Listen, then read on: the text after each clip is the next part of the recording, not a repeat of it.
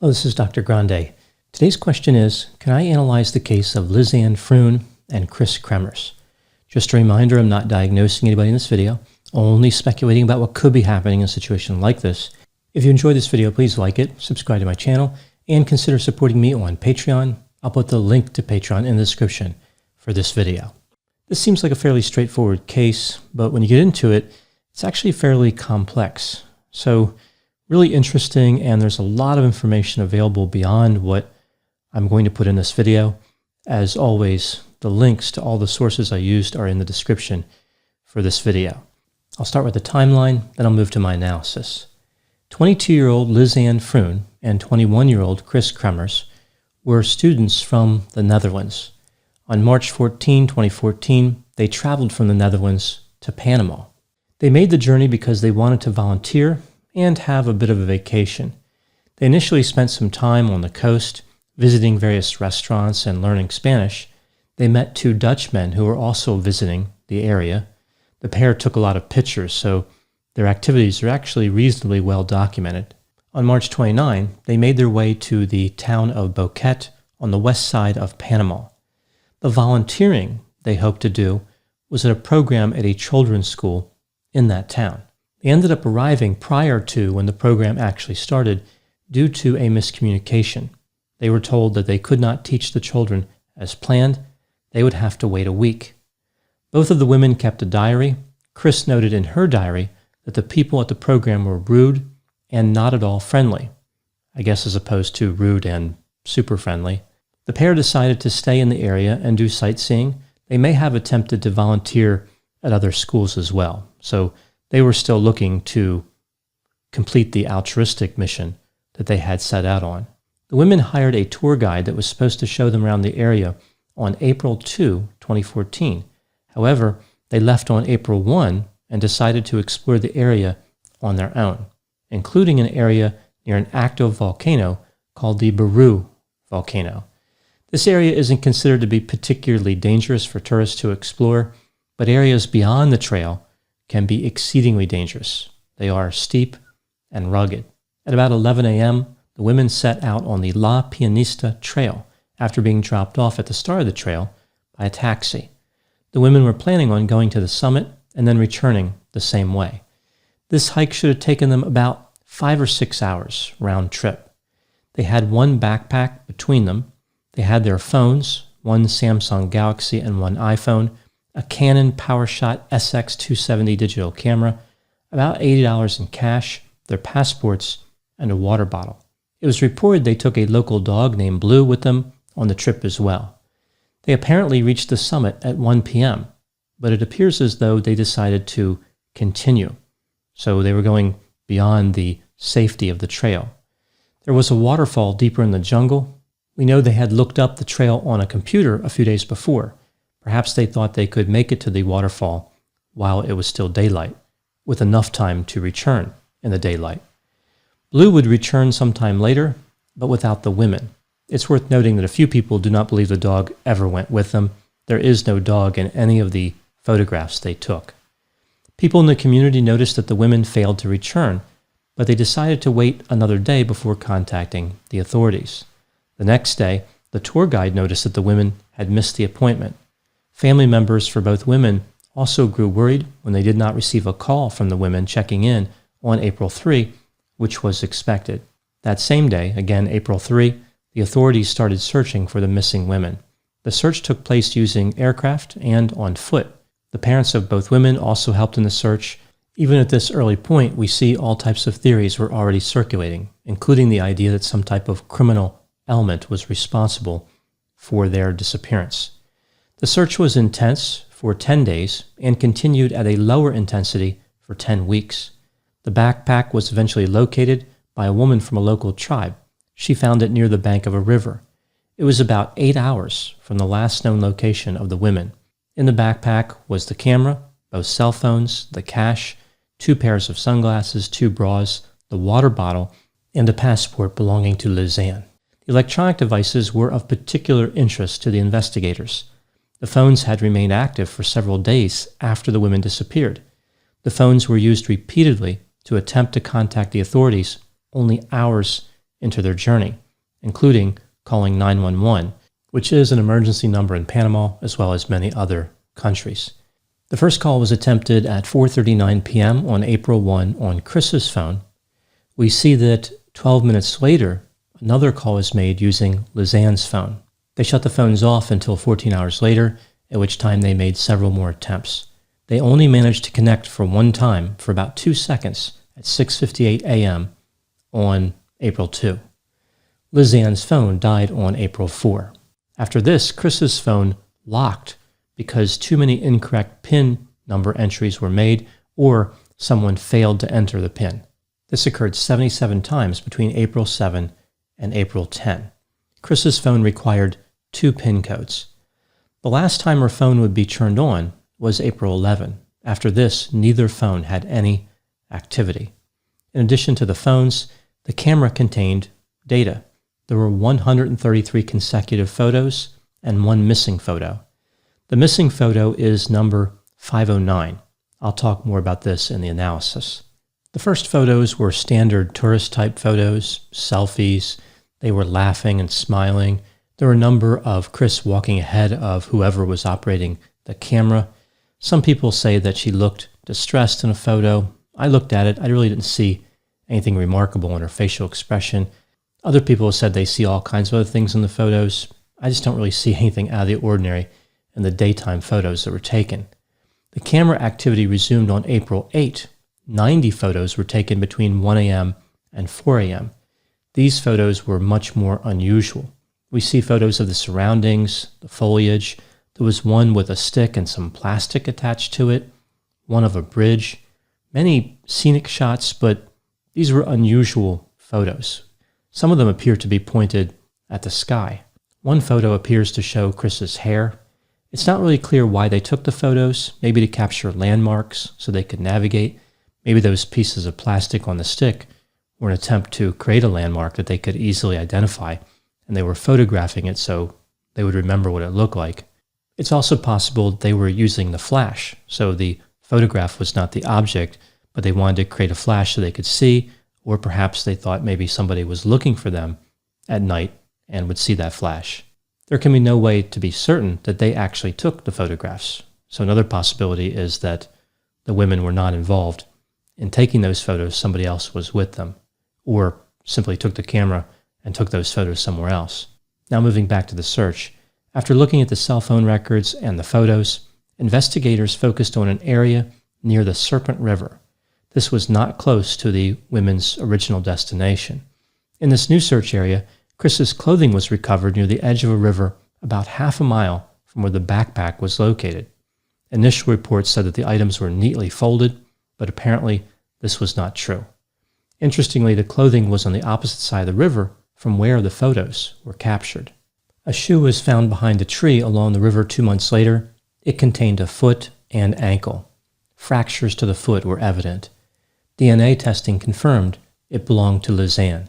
33 bone fragments and other small samples of skin would eventually be located, some of them belonging to Lisanne and others belonging to Kris, including 1/2 of Kris's pelvic bone. No cause of death could be determined from the remains that were recovered. Only about 5 to 10% of their bodies were recovered. Investigators would come up with what they referred to as a conclusion about a year later. It was really more of a theory than any type of determination. Here is generally what the theory says. Kris sustained an injury along the trail. The women became lost either before or after this injury.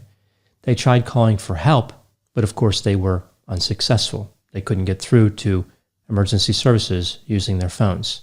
In an attempt to get help, Lisanne left Kris behind, but Lisanne did not know where she was going. At some point, she fell a significant distance, breaking her foot, as well as sustaining other injuries. Lisanne died in the river or near the river. The rain and the river scattered the remains. Now moving to my analysis. There are 2 main theories in this case. The official theory from the investigators, which again said the deaths were accidental, and the theory that criminal elements were involved. So this was really a double murder. I will take a look at the evidence that supports each theory. Let's take a look at the evidence that supports the accident theory first. The women were unprepared for harsh conditions. They had little or no food, inadequate communication devices, no waterproof clothing, no compass. They had never hiked on that trail before. They were in good physical condition and young, but they were not used to the conditions in that area, like the heat and the altitude. At the top of the summit, it was over 6,000 feet. If they had encountered a criminal element, why would any of their personal property have ever been recovered, especially the electronics? One would think that a serial killer would realize the importance of disposing of those items. If they attempted to call emergency services because they were being followed or because they encountered an attacker, how are they able to attempt to call again later on? One would think that the killer would move in right away and not stalk them for days, especially if the killer saw them on their phones. Also, the pictures taken soon after attempting to call for help did not indicate distress. I know some people disagree on this, but again, I didn't really see any evidence that they were upset, even in the photos taken right after they made the first attempts to contact authorities. The women took a lot of pictures. If someone else was on the trail with them, like an assailant, why didn't they take that person's picture? Of course, maybe they did, that picture 509, that again, I will take a look at momentarily. The recovered clothing did not have blood on it, neither did the backpack. Now let's take a look at the evidence in support of the idea that criminal activity was involved. Their attempt to call emergency services could be consistent with spotting somebody suspicious and walking farther from the trail, like they were driven by fear to go deeper into the jungle. Based on what we see in later photos, we know that they weren't injured to the point where they could not move, yet they continued moving away from safety. If Kris was actually injured near the time of the first emergency call attempts, why didn't Lisanne simply walk back down the trail? The search effort to find the women was massive, and these trails were regularly traveled by local residents, including residents that would walk cattle along them. So again, this wasn't considered a particularly dangerous trail. There were other people on it. They should have been found if they were anywhere near it. It really does seem difficult to believe that they would not have been located. It is reasonable to assume that they were alive for quite some time when the search was ongoing. There was an overlap there. So the searchers moved out there in plenty of time to find them alive. They just couldn't seem to be at the same location as the women. This seems very odd under the circumstances. It's almost like they were taken somewhere and then returned to the area. Now moving to the missing photo, number 509. This is interesting because this photo would have been the divider between the normal scenic shots in the daytime and the unusual shots taken at night. Based on the functioning of that particular Canon camera, if the photo was deleted from the camera, there would still be evidence of it on there. Yet none of the file was found by the experts that examined the camera. Also, the soonest it could have been deleted would have been after the first nighttime photo was taken, because if it was deleted before that, it simply would have been replaced by that next photo. The missing photo could be explained through some type of rare glitch, I suppose, or it could have been deleted using a computer, but of course the women did not have a computer with them. So this again suggests that they went somewhere else. It just seems strange that an attacker would delete that one photo, no matter what that photo contained, and leave the other photos on the camera. But either way, this is suspicious. The next item, why didn't they leave some type of message? The camera was capable of video recording as well as taking photos. In many other cases of people who are lost in the jungle or in any type of wilderness or remote area, we often see that they leave messages for family members, whether they write them down or record them on phones or camcorders or cameras.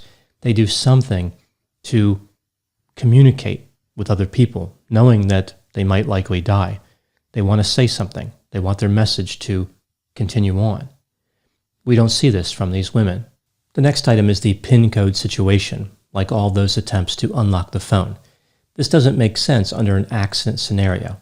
If Kris was injured, Lisanne simply could have asked for the two codes, unless Kris was so injured she couldn't talk or Kris was killed. Maybe Lisanne did know the codes, but she forgot them after separating from Kris.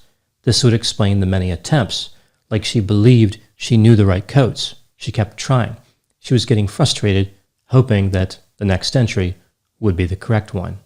Another possibility is that the attacker was trying to get into the phone. No codes were needed to call 911, so why keep trying to get in? This PIN code situation could be used to support either theory, but I think it weighs more heavily toward the criminal theory.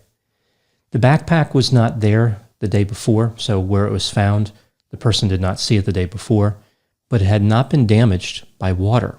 So if the river moved it to that location, how could it be undamaged by water? The last item, the condition of the remains doesn't make much sense if this was an accident. It just so happens that both of them die independently under circumstances where their bodies suffer extreme fragmentation. The jungle is dangerous, but this seems to be a little bit too much. Kris's bones appeared to be bleached or otherwise treated with chemicals. So unless like a panther or something was walking around with a bottle of bleach and just happened to trip on her, this doesn't make a lot of sense. This seemed like humans needed to be involved. Now in terms of that pelvis bone, after 2 months, some of the tissue would have still been on that bone. There was no evidence that scavengers had torn at the bone. So just magically, all that tissue disappears from the bone in just 2 months. Again, it just doesn't make a lot of sense. With all this in mind, what do I think happened in this case? Well, neither theory really makes any sense, and a combination of both theories is even more improbable, like the women became lost or injured and then ran into some type of serial killer. I think the most likely explanation, albeit unsatisfactory, is that these women were inexperienced, unprepared, and got lost. They tried calling for help, but that didn't work. They panicked. They hiked the wrong way instead of staying put and waiting for a rescue. Somehow they both died as a result of falling. This theory does not explain a lot of things like the condition of the remains, the missing photo, and the nighttime photos, but it still seems more likely than a very irregular killer who just happens to leave behind a lot of evidence, not much of which actually points directly to death by homicide. Even still, I would not be surprised if these women were murdered. I still think that's a good theory. I think this is a case where the investigation was just too lazy and improperly executed to actually generate enough evidence to converge on one cohesive theory. Those are my thoughts in the case of Lisanne Froon and Kris Kremers. Please put any opinions and thoughts in the comment section. They always generate an interesting dialogue. As always, I hope you found my analysis of this topic to be interesting. Thanks for watching.